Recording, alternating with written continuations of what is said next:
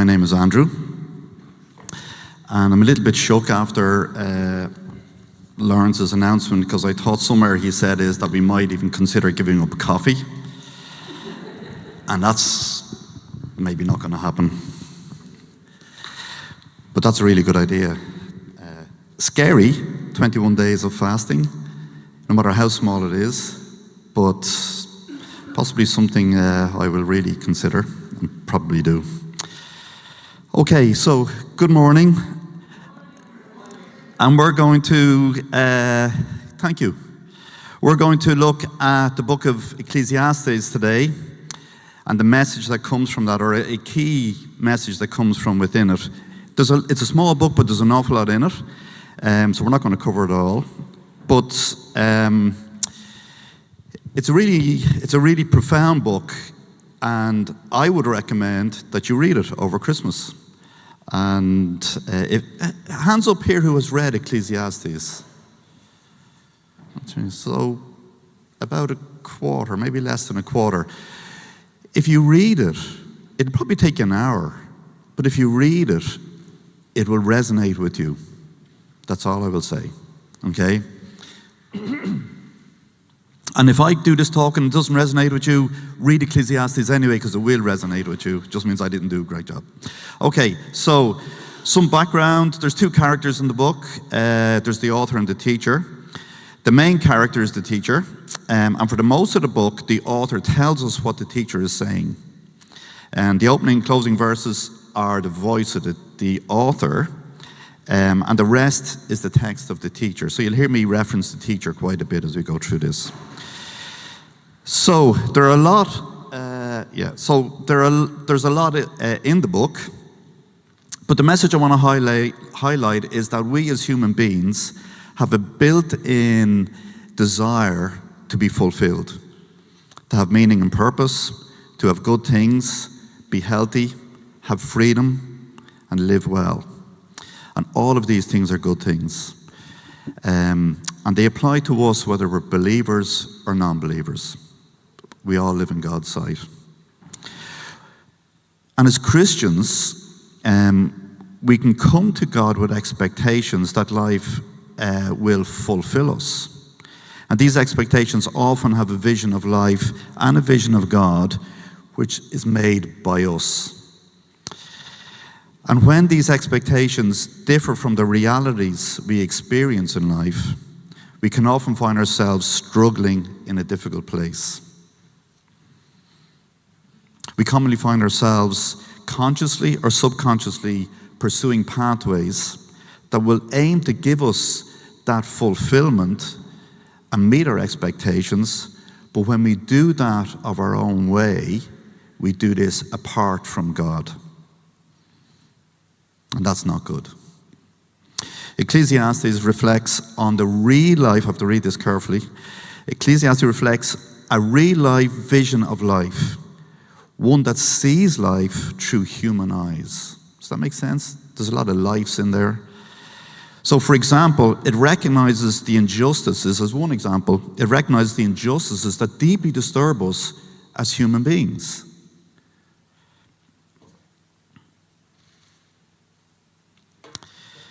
Ecclesiastes 4:1-4. Again, I looked and I saw all the oppression that was taking place under the sun. So under the sun is here on earth. I saw the tears of the oppressed, and they have no comforter. Power was on the side of the oppressors, and they have no comforter. And I think that's particularly poignant at the moment in the world. Our own lives, but on the wider global scene as well. But ultimately, Ecclesiastes recognizes the rule and reign of God in the world. That's where this book goes. It does so. It does this by allowing the teacher to speak of his experiences as a person who lived through the process of pursuing purpose and meaning apart from God, and also finding God in that journey. So we see his wisdom from a changed perspective as the book progresses. So, we're going to learn a new word today, which is hevel. It'll be added to your Hebrew, and it's something you can use when you're in the pub over Christmas, when you're talking to your friends.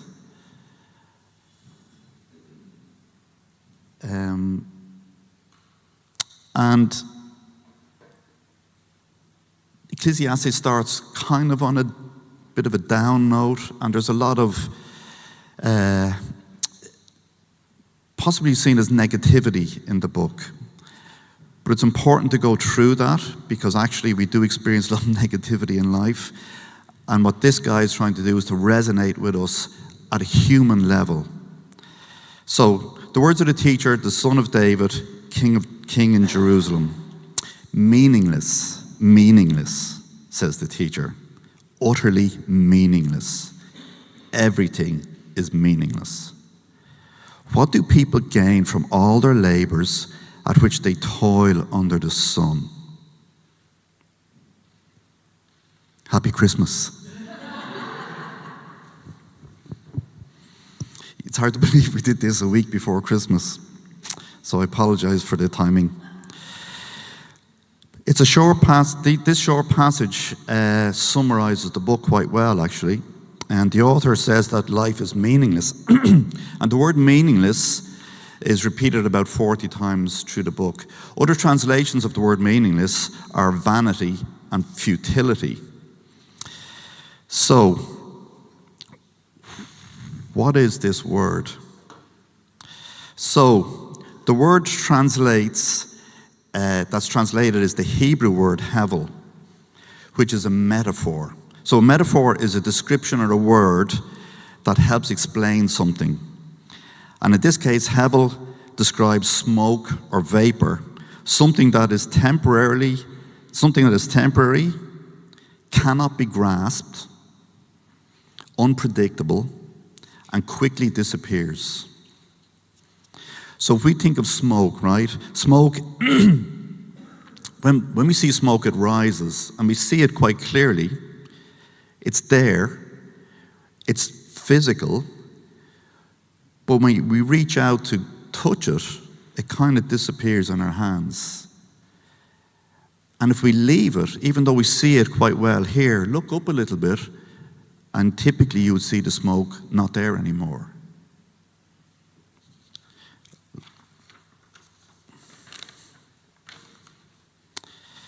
So more specifically, he uses the word hevel to highlight two realities in life. Life is temporary and fleeting, and life is a paradox or an enigma. So what this means is something that is contradictory or has a conclusion that seems wrong or unfair. So in Ecclesiastes 1, if we go back to the temporary or fleeting, Ecclesiastes 1:11, the author says, or the teacher says, no one remembers the former generations, and even those yet to come will not be remembered by those who follow them.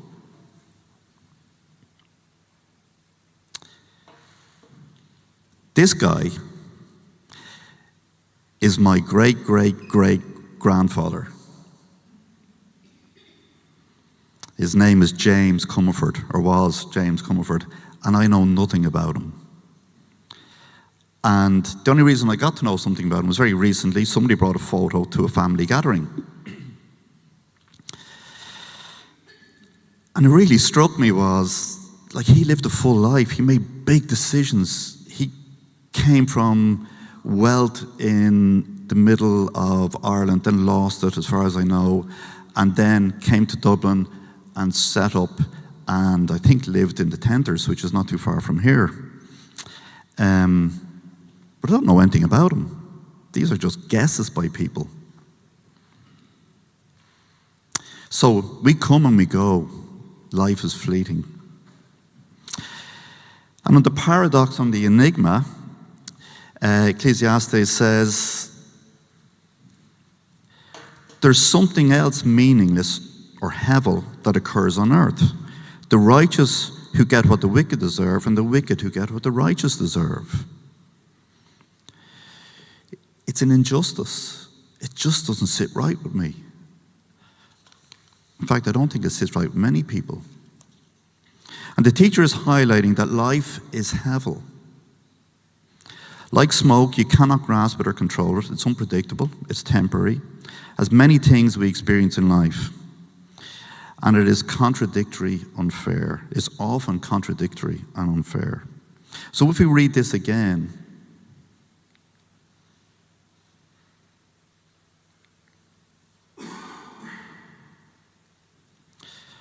what we're reading is hevel, unpredictable, unfair, contradictory. Hevel, utterly hevel, temporary, fleeting. Everything is hevel.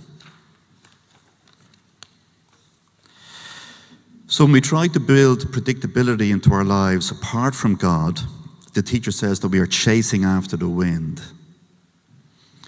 It is a waste of time, as it won't result in anything meaningful. So just a little bit of a personal sharing. As many of you will know, over the years I've struggled with mental health issues. As such, there's been times in my life which have been depressed and joyless, difficult. And life has been a struggle in this regard. I remember once speaking with a friend who had similar challenges, and he said that if he didn't read it in the Bible, he wouldn't have any expectation of joy. So we were pretty far away from joy if we read it in the Bible and go, gosh, that maybe that's something we should have. And when he said that, it really resonated with me. It was hevel. It just didn't seem fair. It just contradicted. Because the passage he spoke about was in Peter, I think it was anyway, 1 Peter 7, 8, and 9. Oh, I don't have it up there. Though you have not seen him, talking about Jesus, you love him. And even though you do not see him now, you believe in him and are filled with an inexpressible and glorious joy, for you are receiving the end result of your faith. An inexpressible and glorious joy. That's not what I experienced. What I experienced was hevel.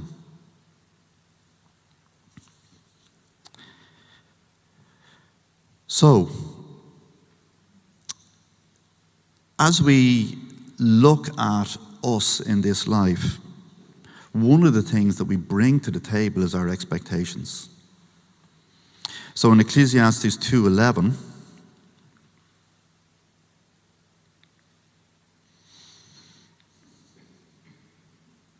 there we go. I don't know if I'm making that change or you're making that change. What? Hevel. Unfair, unpredictable. So, yet when I surveyed all that my hands had done and what I had toiled to achieve, everything was meaningless. Hevel. A chasing after the wind, nothing was gained on this earth. This is what he was doing apart from God. But I find this really confusing, and it contradicts very much the way I am.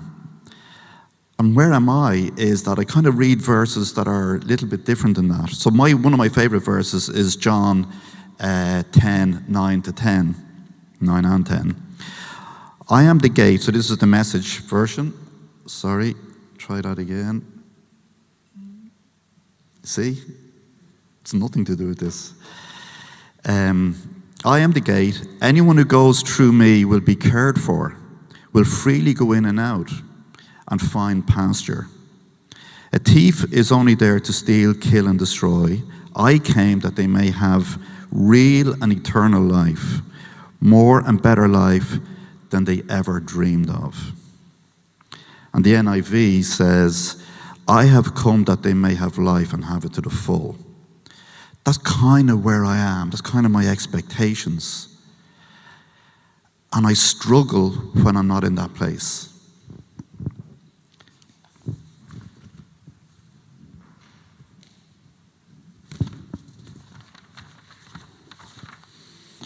So,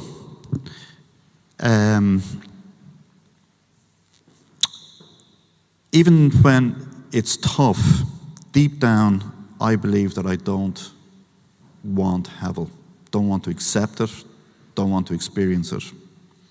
I kind of feel that life shouldn't be like this. And there's a Old Testament scholar called Christopher Wright.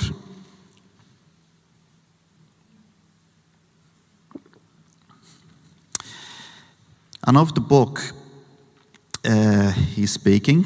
Where are we? Oh yeah. The most challenging difference between the wisdom book, so Ecclesiastes is part of the books of wisdom in the Bible. Between the wisdom books arises when an author, like the teacher in Ecclesiastes, doubts or questions the validity of basic affirmations in other part of the Bible. Sort of questions other statements that are going on in the Bible.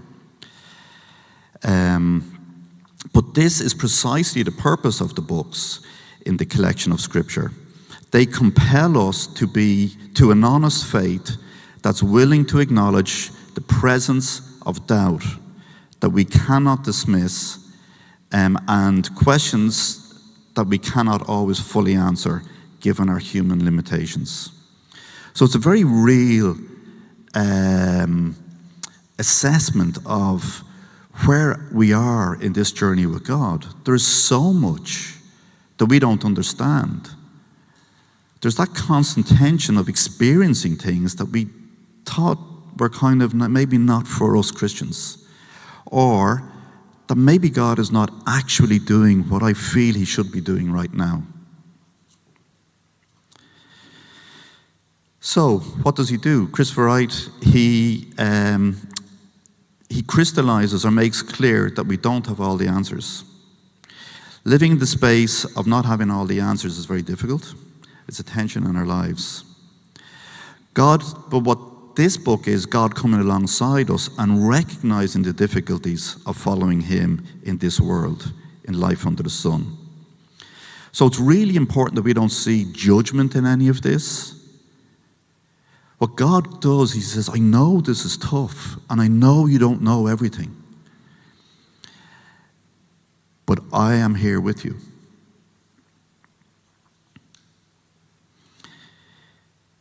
But when it comes to meaning and purpose, the author's basic goal is to try and show ways that we build meaning and purpose in life apart from God. And then the teacher in the book deconstructs it, and it's well worth going through all the details that are in there. Some examples of what the teacher talks about are these. But there are many. Power, career, status, these things come and go. So whether it is a societal thing or a business or physically, as time rolls on, we get brought closer to an end in experiencing these. Wealth is usually won, lost, inherited, found, or earned. It is either saved, spent, or passed on. But ultimately it leaves you, or you leave it. With pleasure, we invest time, money, and dreams into our pleasures, whether that be romance, holiday, food, music, concerts, so on. And these too come and go. All too often we live for these things, but Monday morning usually comes around, or always comes around, and usually comes around far too quickly. So, it is clear that the teacher, as we read this, is seeking meaning and purpose in temporary things in life, and that he feels depressed and disillusioned. Like when you read the words, it comes across really clearly.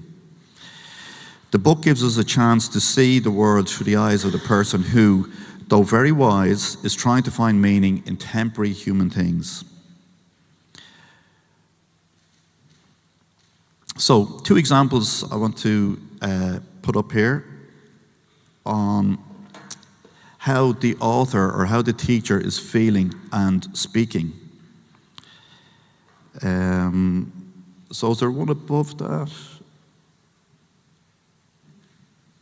Yeah, okay. I amassed silver and gold for myself and the treasure of kings and provinces. I acquired male and female singers and a harem as well, the delights of a man's heart. I became greater by far than anyone in Jerusalem before me. In all this, my wisdom stayed with me. I denied myself nothing my eyes desired. I refused my heart no pleasure. My heart took delight in all my labor, and this was the reward for my toil. Yet, when I surveyed all my hands had done, and what I had toiled to achieve, everything was meaningless. Everything was hevel. A chasing after the wind, nothing was gained under the sun. It's a real voice of despair.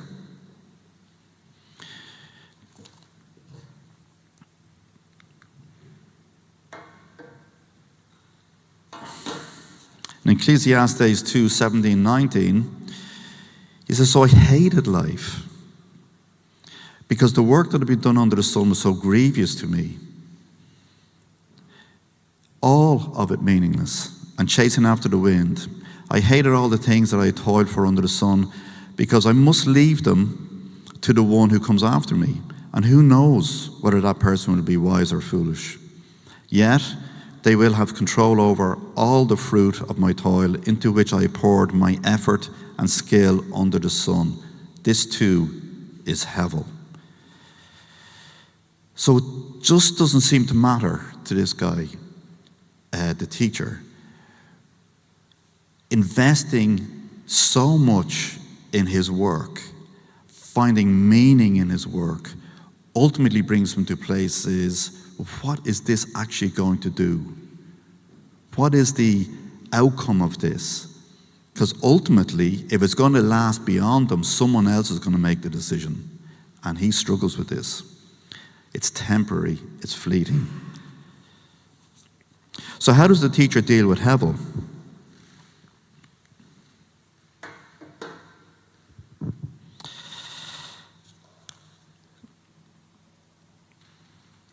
Okay, so how does the teacher deal with hevel? How do we deal with hevel? And it seems that the answer is to accept hevel. Seems an odd one. I've tried ignoring it, it doesn't really work.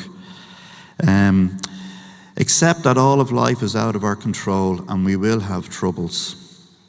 Even Jesus says it.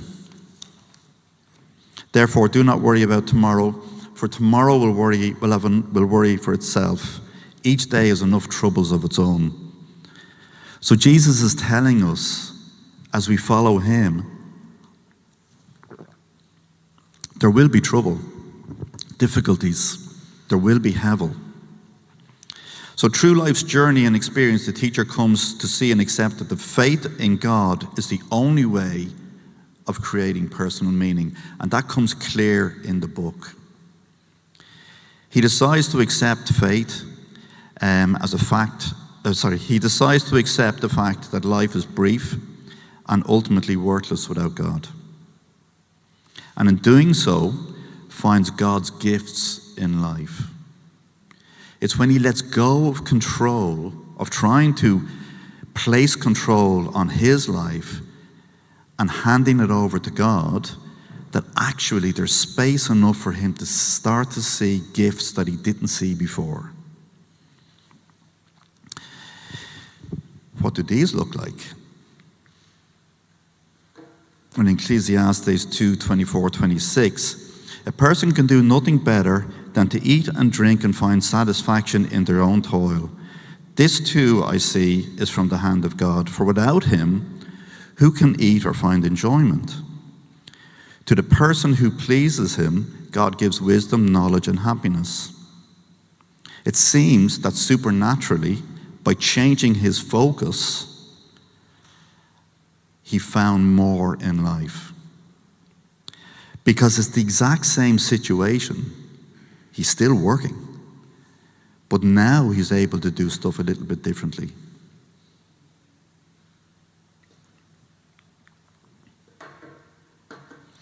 Ecclesiastes 8:14-17, there is something else meaningless that occurs on earth. The righteous who get what the wicked deserve, and the wicked who get what the righteous deserve. This too, I say, is hevel. So I commend the enjoyment of life, because there is nothing better for a person under the sun than to eat and drink and be glad. Then joy will accompany them and their toil all their days, all of the days of the life God has given them under the sun. So there's a contrast here. Like there's hevel, which is this injustice of the wicked getting what the righteous deserve and the righteous getting what the wicked deserve. What he's saying is, but in there we find gifts. In there we can find a deeper and more fulfilling life.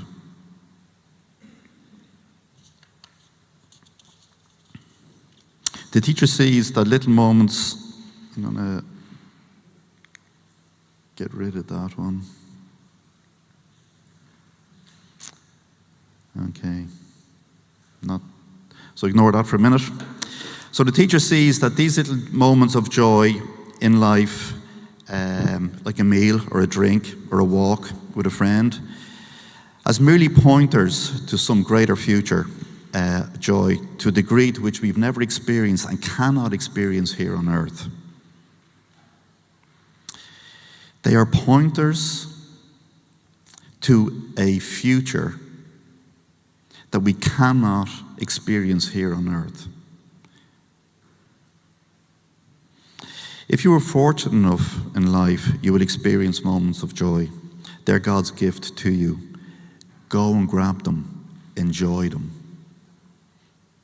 Life, as we know it now, is but a shadow of the glories to come when God, to come in a heaven that is only accessible through Jesus.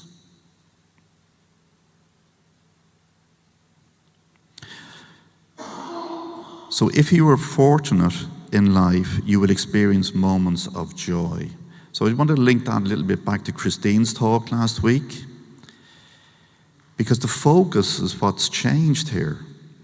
He's still talking about living in a life of hevel,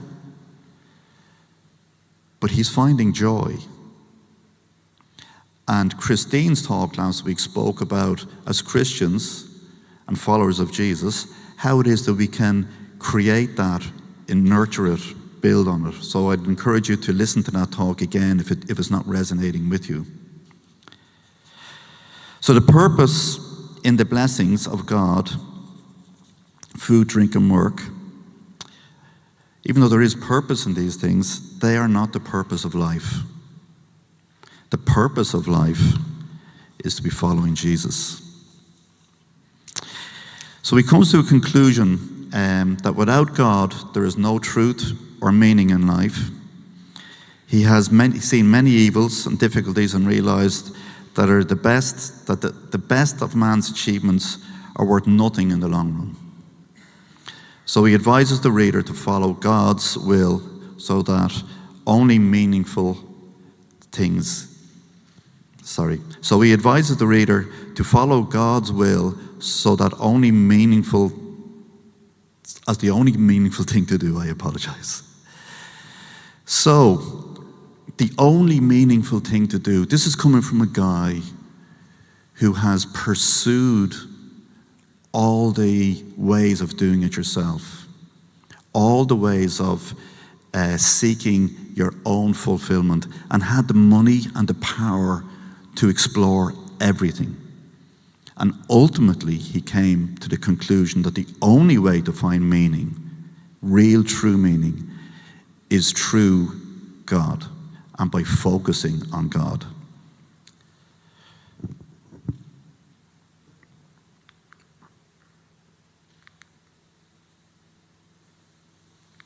Yeah.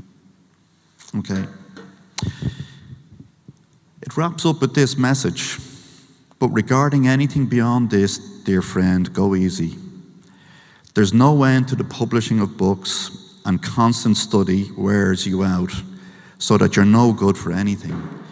He's referring there to our constant struggle to learn and know more and figure it all out. And he's saying, don't, you won't figure it all out.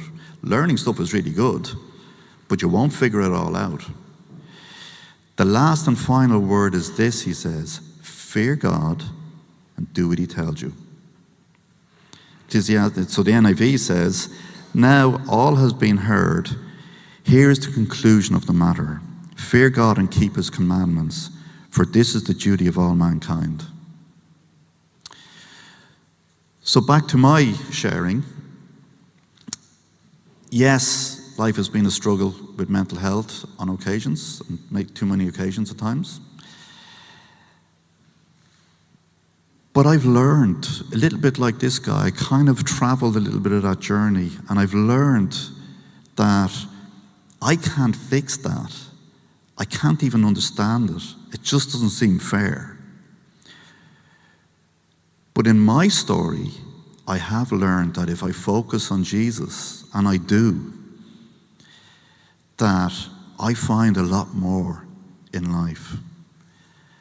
And life is a lot more rewarding, not because I deserve it or anything, but because I walk and God says, come on, and we do it. And that's my experience. That seems to be his experience. But there's a lot in here that resonates with us as human beings going through our day to day. So on reflection, I think what the teacher is sharing is that God has shown him something. It is not a judgment. It is God coming alongside us and saying, seeking me is what is good for you. God's saying to us, seeking me is what is good for you. Life will remain unsatisfying apart from me. Enjoy the good things in life when they are there, but stay close to me because heaven is part of life's experience. Just want to leave you with just two little thoughts then, kind of questions. Where will you place your trust? As we go through this week, as we go through today, as we go through the next hour, as we go through Christmas, where will you place your trust? In yourself or in God? It's kind of a decision we have to make. And if you don't have God in your life, it's really hard. So where will you get your hope? So if there's something that you're pursuing, even as a Christian, that is apart from God, I encourage you to ask yourself, where's the hope in that place?